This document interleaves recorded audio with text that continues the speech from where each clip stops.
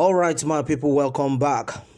On to the news that is just reaching us right now. It is said that DSS worry says IGBOHO remains invisible 12 days after bloody raid. All right, my people, this is another serious one. A lot of things are happening.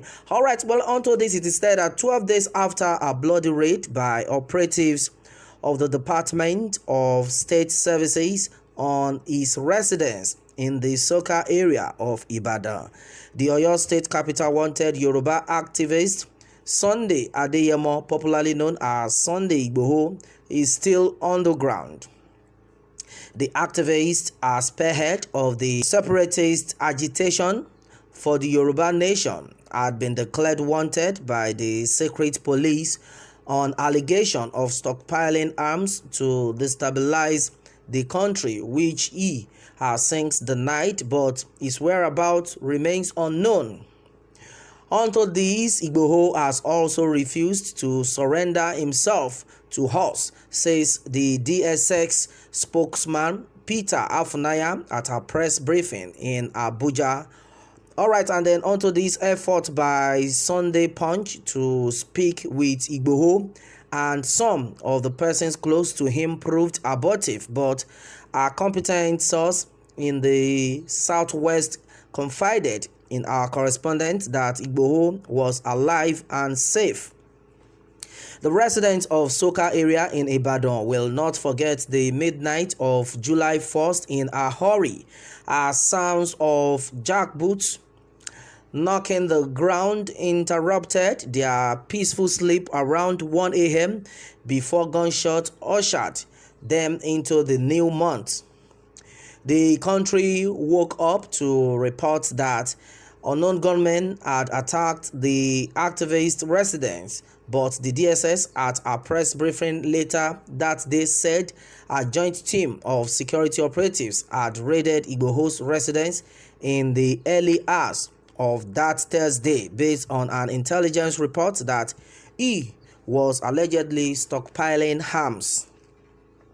The DSS also arrested and detained 13 of IGBOHO's followers, adding that during a gun duel, it killed 2 of IGBOHO's associates, later identified as Adogan and then Alpha.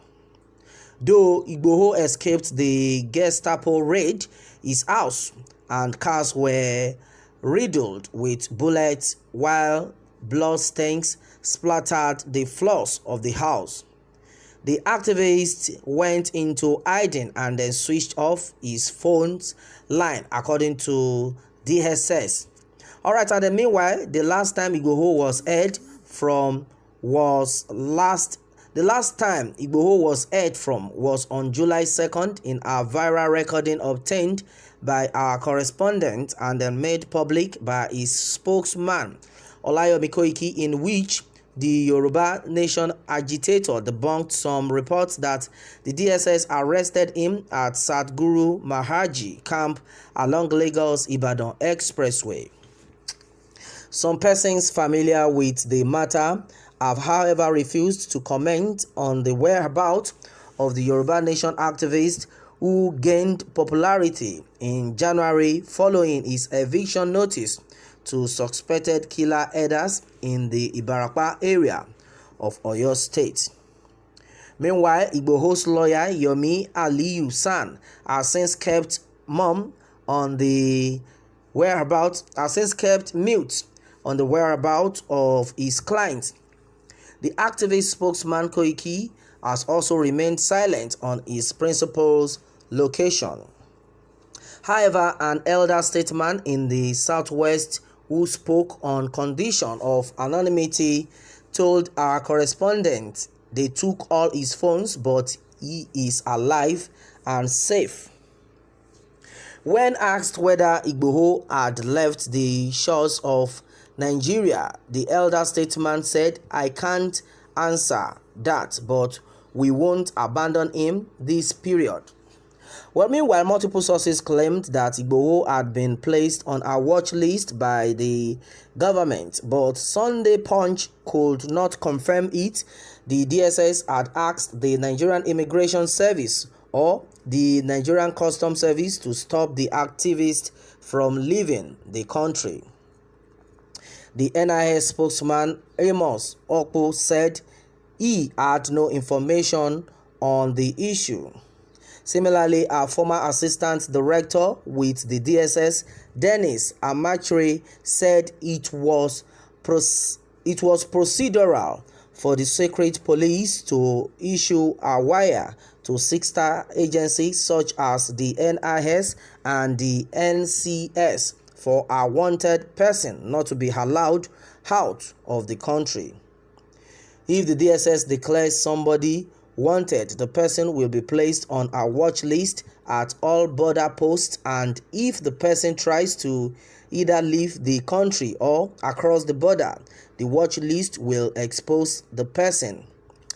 Amachre had said in an interview with our correspondent on whether the secret police would place a bounty on IGBOHO, a former director with the DSS, Mike Ejiofor, told Sunday Punch that the magnitude of a crime committed by a fleeing offender would determine whether a bounty would be placed on such a suspect.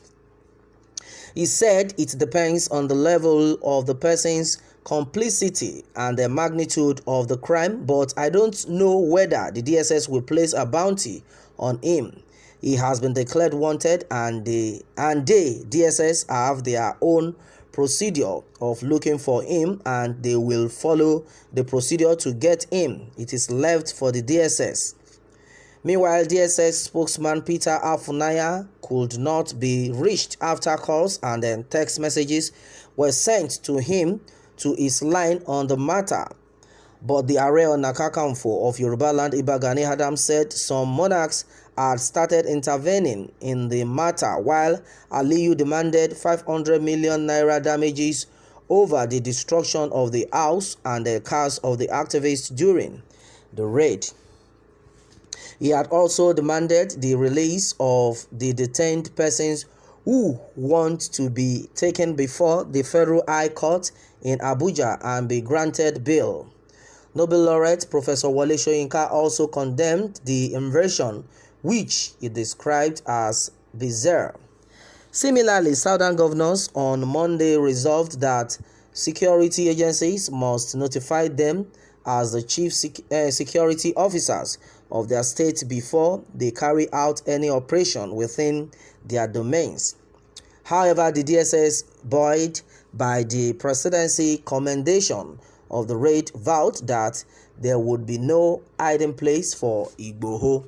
All right, my people, and then this is what we have gotten so far. Well, and then with what has been gathered, I think the DSS are making a very big mistake right now in this place.